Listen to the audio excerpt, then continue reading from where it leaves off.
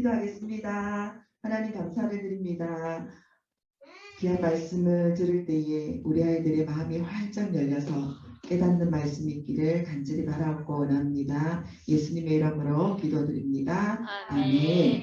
지난주에 요나단과 아쉬운 이별을 한 다윗은 사울을 피해서 도망을 가야만 했어요. 다윗은 높이라는 땅에 갔고 그곳에서 함께한 소년들과 함께 배가 몹시 고팠어요. 그래서 제사장들만이 먹을 수 있는 떡을 제사장에게 얻어 먹었어요. 그런데 이 사실이 사울과 사울의 신하들이 알게 되어서 거기도 잊지 못하고 다윗은 가드라는 곳으로 도망을 가게 됐어요. 가드는 블레셋 땅이에요. 가드 왕의 종들이 다윗이 골리앗을 죽였던 사람이라는 것을 알아보고 가드 왕에게 말했기 때문에 다윗은 너무 두려워가지고 마치 미친 사람처럼 행동을 했고 그리고 그곳에서 간신히 빠져나올 수가 있었어요. 또다시 다윗은 도망을 갖고 아둘람 동굴로 갔어요. 그 아둘람 동굴에 있을 때에 친척들이 다윗을 찾아왔고 많은 사람들이 다윗에게 몰려왔어요. 그 사람들 중에서는 빚을 진 사람, 그리고 또 어려움을 당하는 사람, 마음에 억울한 사람을, 마음을 가진 사람들 약 400명 가량이 다윗에게 몰려왔고 다윗은 그들의 지도자가 되었어요. 다윗이 십방야에 갔을 때에 요나단을 만났고 자기 가족들을 돌봐주고 더욱더 하나님을 의지하도록 서로 약속했어요. 둘은 다시 한번 서로의 약속을 확인하고 당부하며 헤어졌는데 그것이 바로 요나단과의 마지막 만남이었어요. 다윗이 가는 곳마다 사울이 쫓아갔기 때문에 다윗은 많은 장소를 옮겨야만 했어요. 이렇게 다윗은 사울의 분노를 피해 계속 도망하게 되었어요. 사울 왕처럼 분노하고 미워하는 것은 죄예요. 죄는 하나님의 법을 어기는 생각과 말, 행동을 말하지요. 너는 어때요? 내 마음대로 되지 않는다고 장난감을 던져버리고 친구가 놀리면 참지 못하고 막 고함 지르고 안갚음으로 더 세게 때리고 복수하려는 마음은 죄예요. 이 죄는 반드시 거룩하신 하나님의 심판을 받아서 하늘나라에 갈 수가 없게 되지요.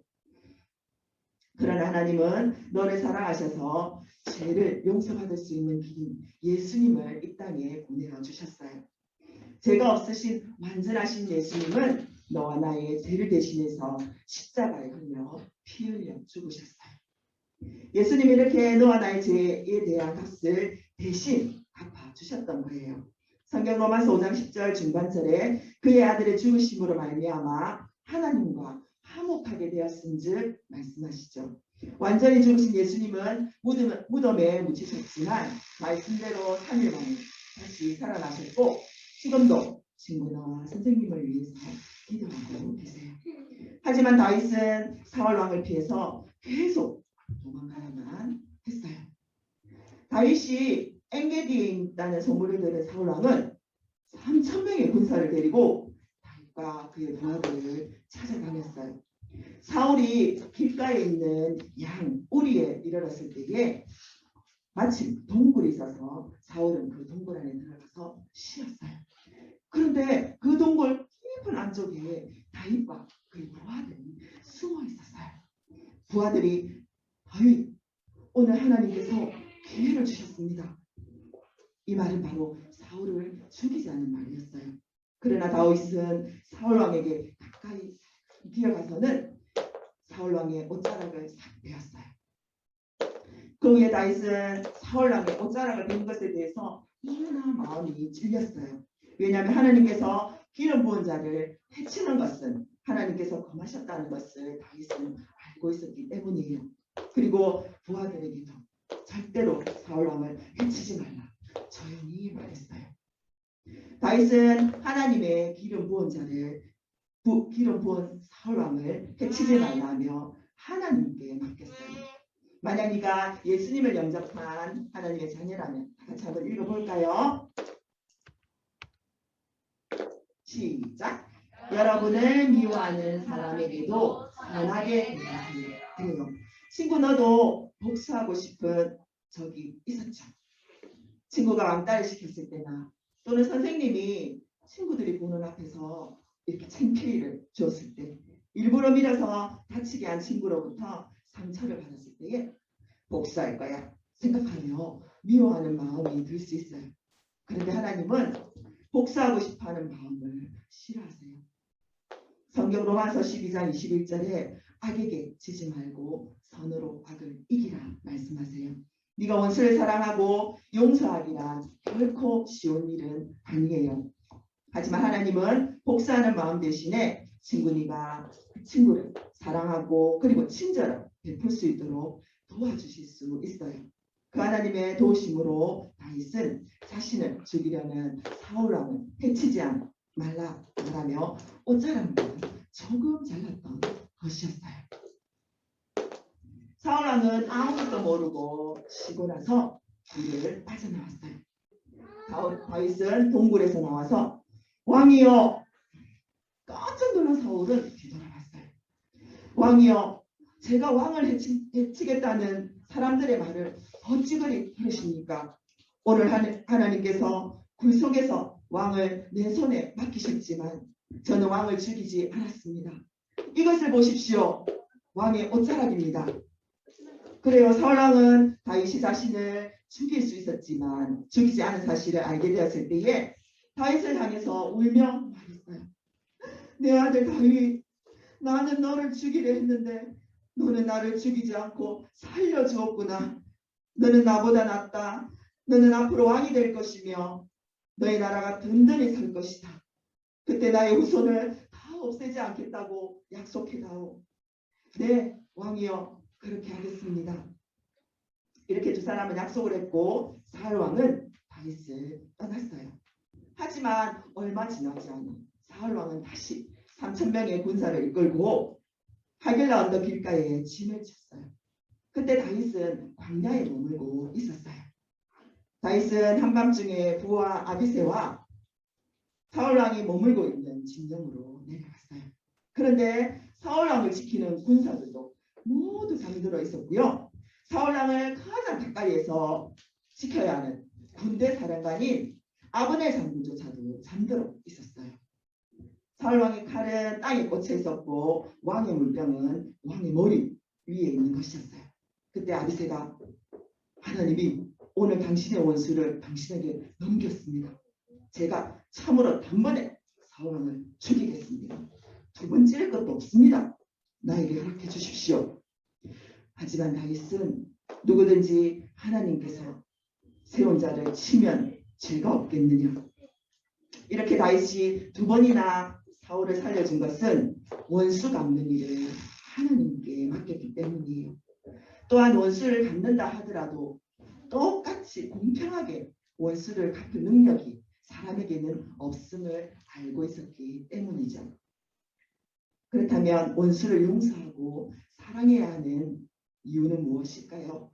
하나님께서 죄로 인해서 하나님과 원수되었던 너와 나를 하나님은 사랑하셨기 때문이에요. 그리고 원수를 용서하지 못하고 미워할 때는 너의 마음이 더 고통스럽고 상처받아 심지어는 너의 몸과 마음이 병들 수 있기 때문에 너를 위해서 하나님은 원수를 사랑하고 용서하라고 말씀하시는 거예요. 오늘 하나님의 말씀 사무엘상 26장 11절을 선생님이 읽어보도록 하겠습니다. 내가 손을 들어 여호와의 기름 부음 받은 자를 치는 것을 여호와께서 검하시나니 너는 그의 머리 곁에 있는 창과 물병만 가지고 가자 하고. 아멘. 다윗은 사울을 죽이지 않고 사울의 창과 물병만 가지고 나왔어요. 다윗은 사울 왕을 죽일 기회를 또 거절하고 하나님께서 다 이루어 주실 것을 신뢰했어요. 만일 네가 예수님을 영접한 하나님의 자녀라면 한번 읽어볼까요? 시작. 여러분을 미워하는 사람에게도 선하게 되어야 돼요. 복수심이 생길 때에 오늘 요절 말씀 마태복음 5장 44절 한번 읽어보겠습니다. 시작. 나는 너희에게 이르노니 너희 원수를 사랑하며 너희를 박해하는 자를 위하여 기도하라. 그래요. 기억하세요. 친구가 왕따를 시키고 선생님이 친구들이 보는 앞에서 창피함을 주고 그리고 또 일부러 친구들을 밀어서 다치게 한 친구에게 복수심이 생길 때에 잘 기억하세요. 하나님께 기도하며 성령님의 인도하심과 말씀에 순종하세요. 그리고 사랑하고 용서하며 더욱 친절을 베푸세요. 하나님께 맡길 때에 하나님께서 하나님의 가장 좋은 방법으로 해결해 주심을 경험하게 될 거예요. 이렇게 원수 갚는 것을 하나님께 맡긴 다윗은 사울 왕 곁에 있던 창과 물병만 가지고 나왔어요.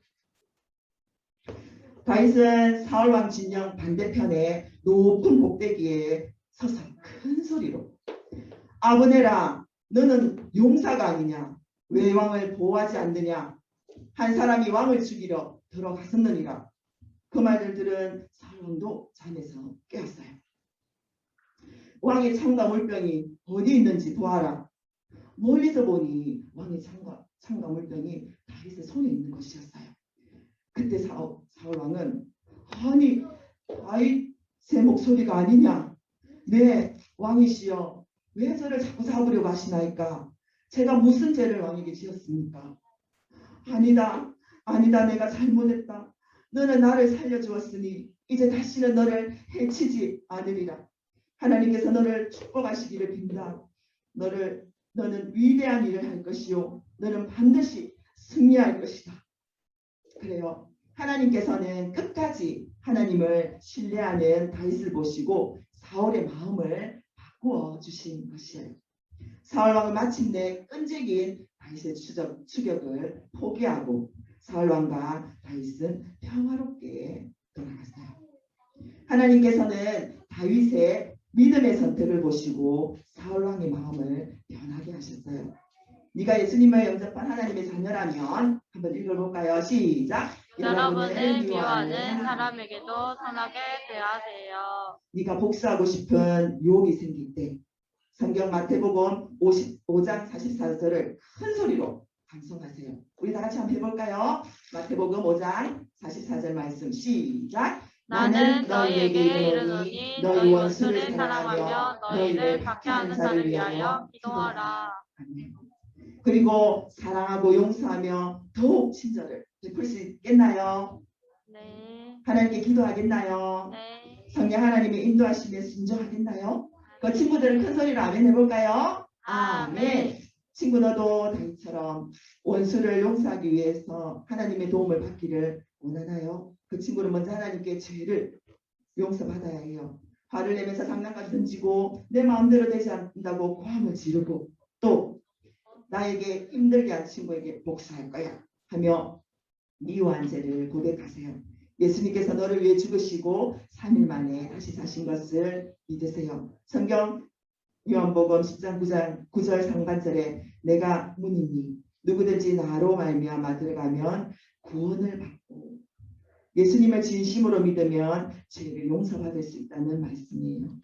우리 여기 있는 친구들 그리고 온라인으로 예배드리는 친구들 오늘 말씀을 듣고 마음에 깨닫는 바가 있고 또 내 마음에 하나님 앞에 고하지 못한 죄가 있다면 하나님 앞에 용서받을 수 있도록 정직하게 기도하고 하나님을 신뢰하고 하나님 말씀대로 살아갈 수 있는 한 주를 보내었으면 좋겠습니다. 기도하겠습니다. 하나님 감사합니다. 다윗이 끝까지 하나님의 말씀을 신뢰한 것처럼 우리의 삶도 끝까지 하나님의 말씀을 신뢰하고 그리고 또 행함이 있는 믿음으로 죽은 믿음이 아니라 산자의 믿음으로 살아갈 수 있는 우리가 되기를 원합니다. 예수님의 이름으로 기도합니다. 아멘.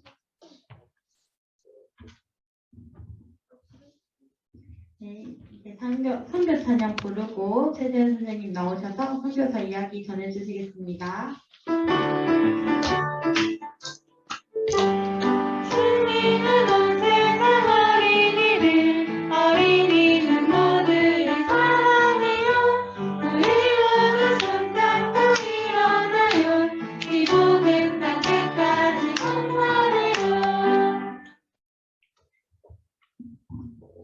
실제로 있었던 선교사 이야기, 코리텐부 선교사님 이야기 시작하도록 하겠습니다. 만약 우리 친구들이 학교에 더 이상 갈 필요가 없다고 들으면 얼마나 기쁠까요? 그런데 모든 그리스도인들에게는 또 다른 학교가 있어요. 만약 여러분이 예수님을 구주로 영접했다면 이미 그 학교에 가고 있답니다. 그 학교는 하나님이 선생님이 되어주세요. 이 학교는 우리가 흔히 생각하는 학교가 아니에요. 예수님께서 성경을 통해 또 다른 그리스도인들을 통해 우리 삶에서 일어나는 좋은 일이든 슬픈 일이든 그런 일들을 통하여서 우리에게 가르쳐 주신답니다. 코리 역시 이런 하나님의 학교에 다녔어요.